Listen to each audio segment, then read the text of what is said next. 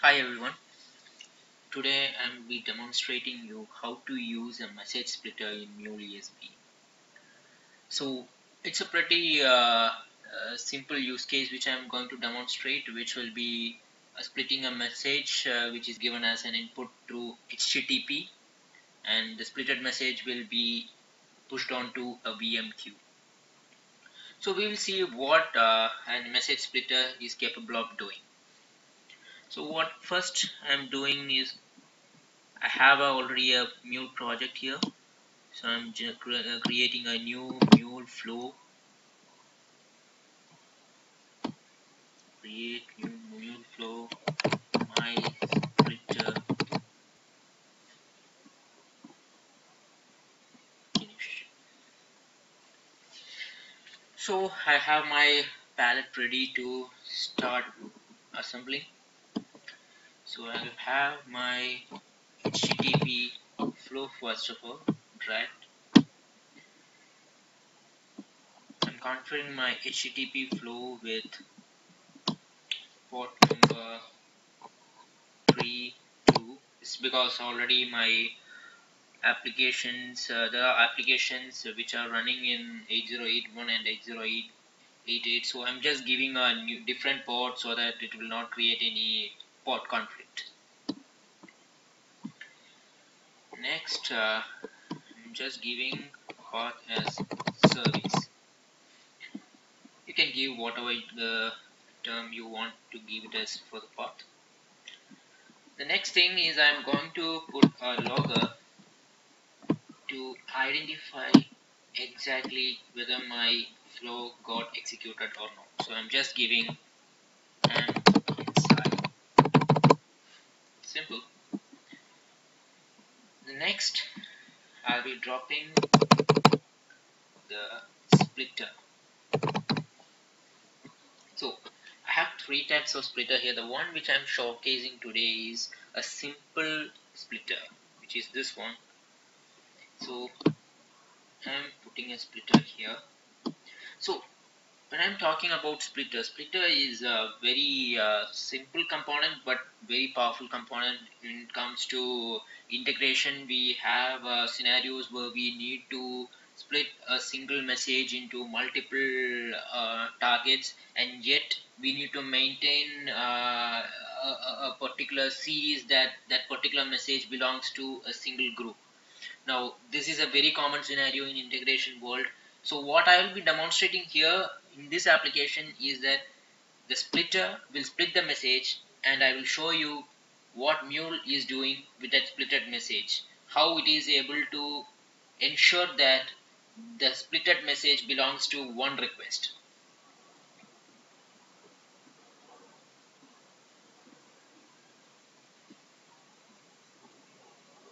So here, when I'm dropping splitter, I have a staff section called message info mapping. So I'm just adding a message info mapping. I'm selecting a expression type, not a custom one.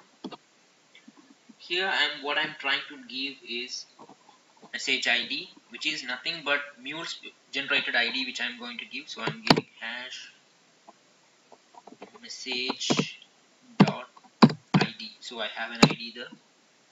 The next one is slash message. Sorry, we have hash message dot correlation ID. So we have message ID and message correlation ID given. Finish. Now there is a tab called expression, which says that how or which section of my payload has to be splitted. So the message info mapping is the one which tells that, okay, I have an ID. For each message I will use this ID, so that the target section can very well identify that, okay, these splitted message came from one single message. So if it is a new request and you're going to fire it, then it will be a new series of ID for the set of splitted message. So we will see that right once we complete this application. So here I'm giving an XPath expression. So I'm just taking from a predefined one here.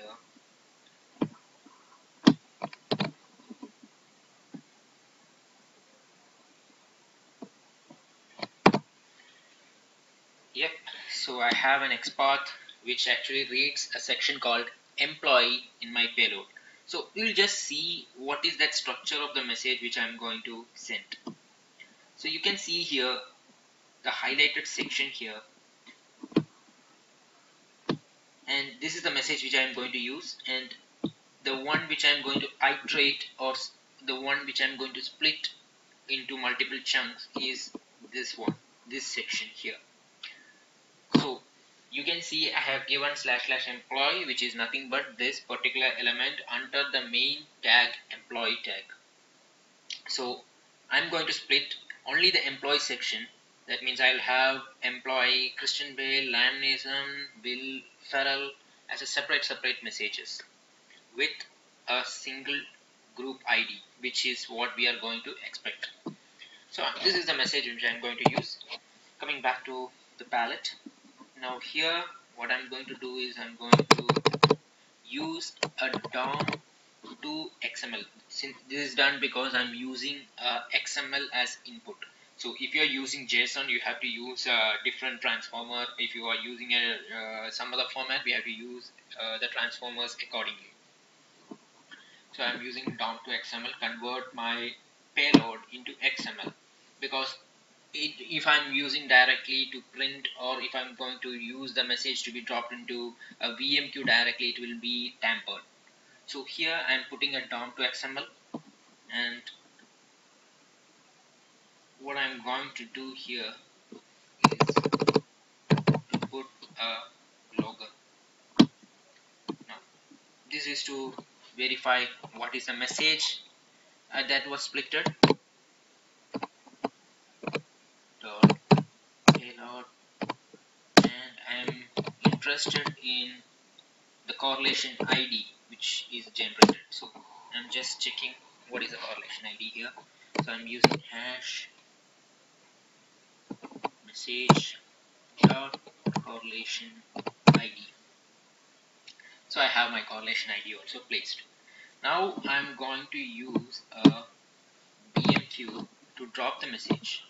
So I'm expecting 3 messages, which are the 3 elements under employee, to be pushed onto VM.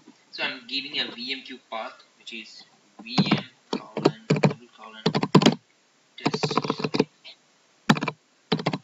test. I'm just giving employee, copying this section. I'm creating another VM inbound to read the message from the queue which I dropped. So I'm just putting here, and I'm using a logger to print the message. So I'm using the same PMQ from where I'm dropping it, and I'm going to use the same logger message which I have given here. So I'm using the same thing so that I can understand which payload and what is the ID which is traversing through. So I pasted that one.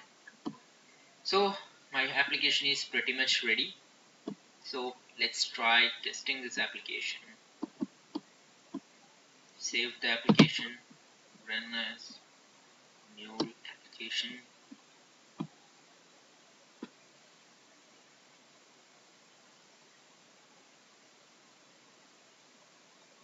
So the application is deployed successfully. So I'm just rechecking my port number here, 8032. So what I'm going to do here is I'm just changing 8032 service. So this is the URL which we have configured. This is the XML which I shown you in my notepad earlier, and let's see what is the thing that is going to happen. So I've sent the message. Now if you come here and see the logger, what you could see here is, yep, we have the first reporting, the message is inside, and we have seen employee ID 1 Christian Bale, which is nothing but, if you go to my notepad back, I have Christian Bale here. Then I have next one, which is nothing but Liam Neeson. That's here, Liam Neeson. Then William Farrell. That's here, William Farrell. Okay, so we have three messages that's been dropped onto BMQ. The next section, what you see here, down here, this sections, the three things, is nothing but the message which are read from the BMQ. Now here also I can see Christian Bale, William Farrell, Liam Neeson. Now the unique part which we want to see is the correlation ID which I propagated out. So here you can see the Mule generated a Mule correlation ID which is used for identifying the message. So I have 2974. I'm just checking the last four digit, 29S7F. Same for Christian Bale. 29 same for Liam Neeson. 2974 same for William Farrell. And if you see the response which the VM has taken the message, you can see the same thing, 297F, 297F, 297F. So we know that for my first request, 297F, the correlation ID ending with 297F is the correlation ID for all the splitted message. Now let's see what might be if I'm sending a same request. Will it be the same scenario happening, or will it be the same correlation ID generating? Let's see. I'm going to send the request once again. Yep, that's sent. Now if you see here, again the request is in, and if you see here, the first series, the earlier message has got 334EAC0, whereas here it is 7EDA90FO. That means it is a different correlation ID. But if you see the three employees, Christian Bale, Liam Neeson and William Farrell, has got the same correlation ID. That means even though for the first request and second request correlation ID are different, within the splitted message the correlation ID remains the same. That means I'll be able to track the splitted message in the further flow or in a separate flow for my aggregation or any other processing.